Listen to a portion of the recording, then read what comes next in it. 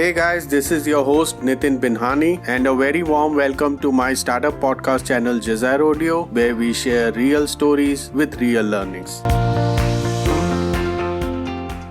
Richard Parker is a distinguished M&A expert. He has led successful acquisitions of 13 companies ranging from $50,000 to 200 plus million. He is also author of How to Buy a Good Business at a Great Price. The book has sold 100,000 copies. Being an advisor in M&A transactions surpassing $2 billion.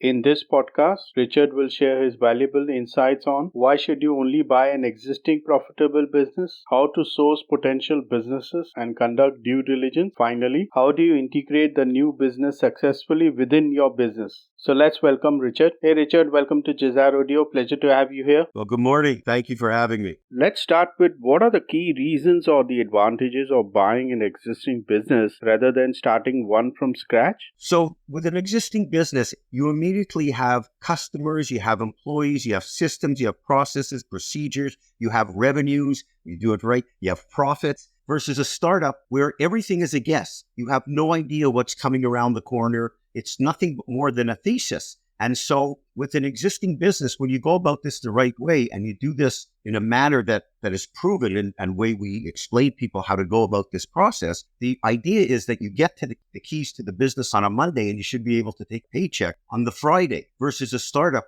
where you have no idea what's coming down the road. Everything is just, it sounds great, but it's just a plan and nothing is proven versus an entity which is ongoing and it's already gone past the whole startup stage. You know, in North America, 96% of startups fail within the first 5 years. So when you buy an existing business, you've already passed that whole difficult startup phase. What really motivates business owners to go for M&A opportunities? That's actually a great question because one of the things that's really important for current and existing business owners to understand, there's two ways to grow your business. You can grow it organically, which is interesting and wonderful and kind of romantic. And it's, a lot of blood, sweat, and tears to put into it to grow the business and scale it. Or the second option is to grow the business through acquisition, strategic acquisitions or ancillary acquisitions. And a lot of small businesses, unfortunately, don't think that way because they think an acquisition is outside of their area of expertise or possibilities, or that's just reserved for big companies and mergers and what have you. And it's absolutely not the case at all.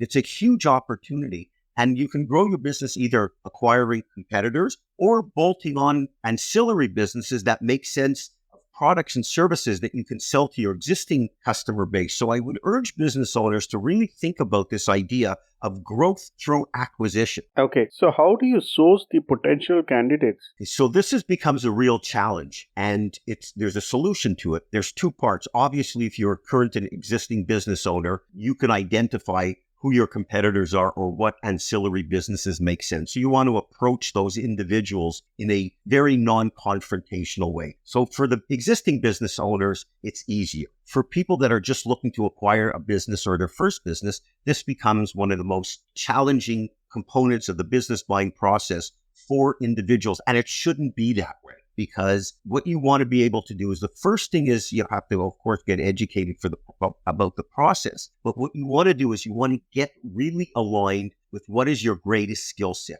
Because the single most important piece of the entire business buying process for an individual is making sure that they buy the right business for them. All the other pieces, if you happen to overpay a little bit or you miss one little point related to an investigation into due diligence, that's not catastrophic by any means. But if you buy the wrong business, the business that you're not suited to own, that is catastrophic. And so any individual looking to buy a business, the first thing they have to get very aligned with is what is their greatest skill set, whether it be sales, marketing, operations, putting a plan together, organizing a team, logistics, putting processes, procedures into place, whatever that single greatest skill that they have. And everybody has one skill that's the top of their list. That particular skill has to be the driving factor of the revenue and profits of any business they consider purchasing. You have to marry that. And you can't confuse expertise with experience. Just because you worked in a particular industry doesn't make you an expert in a particular skill. It just gives you experience in an industry. You want to double click and find out what it is that you did in that industry or those industries, that particular skill that you have that's above all the other ones that you possess. Great. How do you conduct a thorough research and due diligence on these potential businesses to acquire? So as far as the right fit, It comes with the alignment of your skill set. That's the first thing at the top of the list, making sure that the business, whatever it is that you do best, is the single most important driving factor, the revenue and profits of any business you consider purchasing. So the right fit, and the way to go about that is to go look at a bunch of different businesses. At the beginning, you start off with a very wide, open-minded approach, and then you try to squeeze out something very tight at the end. Meaning at the beginning, if you're not sure, you want to meet with business owners in a wide array of industries to find out what they do every day, what drives the business. Similarly, if you find a particular type of business that you think may align with your skill set, you want to speak with other owners of similar types of businesses. So you'll really get a crystal clear idea of what the owner does every day and what drives that business. So that's the first part related to fit. As far as due diligence is concerned, you raise a great question, Nathan, because people get obsessed with the numbers. And the numbers are important, but numbers are numbers. Numbers don't lie. People lie. It's math. And so dealing with the financial piece, as long as the books and records are in good shape, then numbers are the numbers. That's the easiest part of the investigation or due diligence to deal with. But then there's several more categories. We identify 10 categories in addition to the financials that have to be investigated, which are the assets of the business, the sales, the marketing, the employees, the systems, competition, customers, contracts, suppliers, legal and corporate issues. And you want to go down that list in a hierarchy. For example, once you've dealt with the financials and you're comfortable that the financials make sense. So then you want to look at understand the marketing and the systems and the customers, competitions, and the overall marketplace, because you're using the financials to determine what the business has done in the past. You're going to consider the present, but you're buying it for the future. So you want to get a really terrific understanding of what the industry looks like, what the market looks like, what the customers look like, what the competition looks like, so that you can get a reasonable understanding.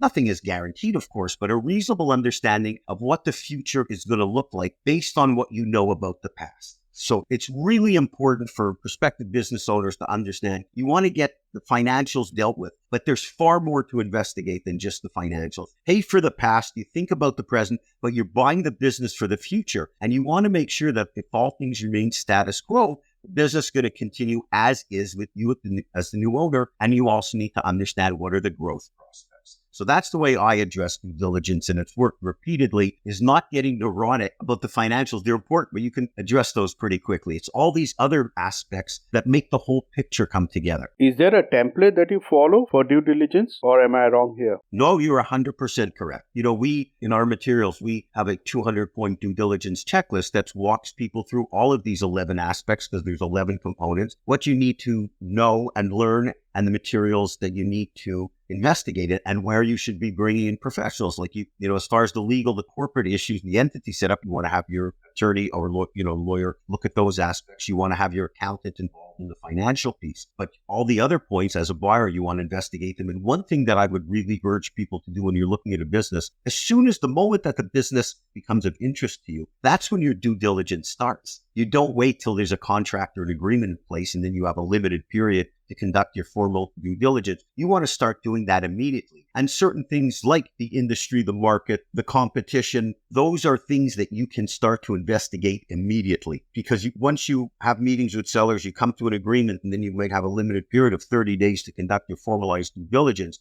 You want to be able to have a lot of that already done. So what you're hinting at is to do your homework early and well. That's exactly it. Do your homework, do it early. What kind of financial analysis or methodologies that you use to evaluate a business? Well, the first thing is you're going to have historical financials, past year's profit and loss statements, to be able to give you a glimpse of the past of the business. So the first thing that you want to do, adopt the mindset that while growth is very sexy, but sustainability is valuable. What I mean by that is it's very easy to sit back and think about all the wonderful things that you can do to grow the business. But the first thing you want to make sure as a buyer is to make sure that when you take over the business, that assuming all things remain status quo, that the business is going to continue on its same path and trajectory as far as what the earnings have been. So you look at the prior year's P&L statements and you're able to identify what the adjusted earnings are, but then you need to dig in. And when I say dig in, you want to look at what are issues within the financials that may cause a problem for you as a new owner going forward. Certain things such as customer concentration. Are there any customers that represent a disproportionate amount of the business where if that client leaves, the business could decline dramatically? Are there issues related to if there's multiple locations? Are there leases that won't renew? Are there any type of environmental issues? And so all of these issues that can drastically impact the performance of the business going forward are what you need to evaluate. So you take the past financials and make the assumption that all things remaining status quo, that's what you're going to inherit and continue. But it's the evaluation of how the business can be grown and any issues that can surface that can fundamentally alter the landscape of the business are what you need to evaluate. Now let's talk about negotiation strategies or tactics. How do you secure the best win-win deal for all stakeholders in terms of an acquisition? Well, I appreciate what you're saying as far as win-lose, and I do agree with you, but I don't agree with win-win. What I agree with is something right in the middle, which is when an individual or a company acquires a business, the buyer is assuming the largest part of the risk because it's their money, their future that's on the line here. And so what should happen is the buyer should win because they're assuming the largest part of the risk. And the seller should be reasonably happy. You don't want win-lose, but you can't have win-win. Someone's got to be a winner. And the buyer should be winning because they assume the largest part of the risk. And I must tell you that even when, I represent sellers in my M&A business, the vast majority of my business is buyer education, but I do represent sellers on a limited basis. And I tell all prospective clients right from the beginning, understand you're not going to win. You've got to be reasonably happy with the deal and the terms. The buyer deserves to win because they're assuming the largest part of the risk. And that's really important. And then the other parts of negotiation are things, it's philosophical the way you go into this. You have to understand that at the top of the list, if you're able to soothe the seller's pain, you're going to come out very well as a buyer. And what I mean by that is every seller has their issues and their hot points. It's whether it's related to the deal terms, whether it's related to the down payment, whether it's related to their legacy, whether they want to make sure it's the right person that takes over and takes care of their employees and take care of their customers. There's other sellers that they don't care at all. They just want as much money as possible and get out as fast as possible. And so understanding the seller's hot buttons right from the beginning are very, very important. And there's really 3 ingredients that in negotiation to get the deal done. And I'm going to expand upon these. But when the buyer and seller like and trust each other, and the buyer wants to buy and the seller wants to sell, then you can't stop them from getting a deal done. And so what's very important is where I see buyers make terrible mistakes is they go in there like with guns a-blazing, as we say in America. Like they're going in there and they want to just kill everything in their way. And it's really a terrible, terrible approach. While these conversations and negotiations, they should start out as very non-confrontational discussions. You want to be able to get to understand the seller. You want to understand their motivations. You want to have a nice, meaningful conversations with them. Because if you can establish trust and credibility, you can get through every issue and problem. And so it's really important to have this human relationship as the foundation for the negotiation and be willing to give in some points to get some other points. You certainly don't have to win every point. Philosophically understanding that this should be a meaningful conversation with the seller and not all of it is going to get resolved first, second, or third meeting is really, really important. And another point that I want to make is don't let anybody else do your negotiating. Establish that human relationship with the seller and then walk through the points in a good way. And when you feel that you've reached your absolute threshold, if you will, for example, on the purchase price, be willing to move a little more because the benefits of business ownership are so wonderful. And last point that I would make is I've always been of the ilk, and I've bought 14 companies with a wide range of acquisition prices from $50,000 to over $200 million. What I've always tried to take the approach is, hey, Mr. or Mrs. Seller, I'll pay your price, you take my terms. The advantage to the buyer is earned during the deal terms, whether that be performance-based terms, whether it be seller financing, whether it be earnouts. Those are all pieces of the deal where the terms could become so advantageous to the buyer that the purchase price almost doesn't matter because the terms are so much more important. For too many reasons, many acquisitions haven't worked out to the buyer's advantage. How do you ensure that the right execution and the success of acquisition? Well, that's a terrific question because it's a massive problem in the larger deals where there's more institutional buyers. It's also a problem at the lower level where an individual goes in after the acquisition without a bulletproof plan. The majority of these deals, you know when they fall apart? Once a deal is closed, you know when they fall apart post-acquisition? It's the first 90 days.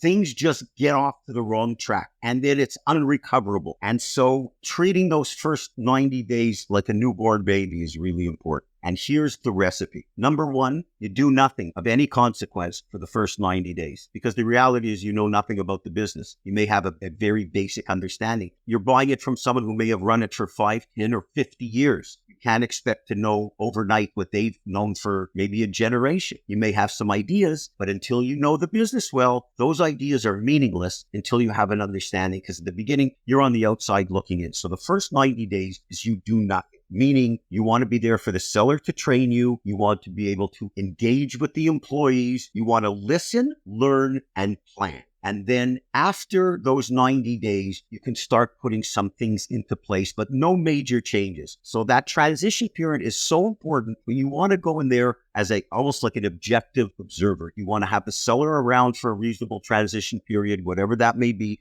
for as long as you need them to help you learn the inner workings of the business, what they do every day. But similarly, you want to mark on the business as quickly as possible so your training's over. But the observation period and the learning is at least a 90 days. And finally, what is the next stage of this integration post 90 days? Well, the way you want to do that is you want to identify and analyze each aspect of the business and find out where you can improve upon things or where the growth opportunities are. And certainly, of course, tied into your greatest skill set. I've always found that the answers come from data, the answers come from the customers, and the answers come from the employees. And so peppering people with questions and for example, with the customers, what can we do better? What is it going to take to grow our business with you? What do you like and don't like about our company? What do the competitors do that we can do that could make us a better company? As far as the employees are concerned, you want to make sure that they're properly engaged. You want to give them the opportunity and all of the tools to make them more successful. And similarly, if you have some wrong employees in place, you got to get rid of them quick. Don't let your loyalties bankrupt your business. Get the right people on board and get the wrong people off. And so when you speak to customers, you speak to employees, you get them engaged, and then you analyze whatever data you have available, because very often the answer is in the details. And so when you're able to look at that and take a step back, and what I've always found is I try to engage the employees as much as possible. I want them involved in the process, regardless from the lowest level employee right up to a vice president. I want them engaged and I want them involved in the process, because they're certainly going to bring a lot of know-how to the plan of how you move forward. But again, let's get back to what we talked about earlier, meaning you want to make sure that first and foremost, the business sustains itself. And that may be a longer period of running it for the first year, because until you really know it, you don't want to have any massive changes. Some people say, well, what if the business is a distressed business or whatever? Well, I tell them, don't buy a distressed business, because that is garbage. A distressed business is you can almost never turn around. It's never ending heartburn. I'm a fundamental believer